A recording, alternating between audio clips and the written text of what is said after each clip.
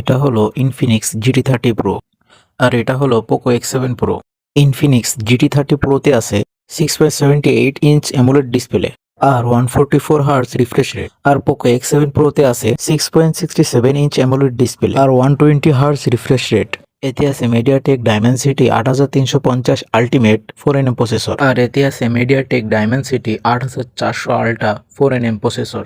এতে আছে 108 মেগাপিক্সেলের মেইন ক্যামেরা আর 8 মেগাপিক্সেলের আল্ট্রা ওয়াইড ক্যামেরা। সামনের ক্যামেরা 13 মেগাপিক্সেল যা 4K ভিডিও সাপোর্টেড, আর এতে আছে 50 মেগাপিক্সেলের মেইন ক্যামেরা, 8 মেগাপিক্সেলের ultra wide camera, front camera 20 megapixel, 4K 60 FPS supported. এতে আছে 5500 mAh এর ব্যাটারি, 45 ওয়াটের ফাস্ট চার্জিং, 30 ওয়াটের ওয়্যারলেস চার্জিং, আর এতে আছে 6000 mAh এর ব্যাটারি, 90 ওয়াটের হাইপার চার্জ। আর এতে আছে GT shoulder triggers, RGB LED back design, X boost AI gaming mode, vapour chamber cooling. আর এতে আছে GT shoulder triggers, RGB LED এবং VC কুলিং। দুইটি ফোনে গেমিং এর জন্য দুর্দান্ত। আপনি কোনটি ক্রয় করছেন?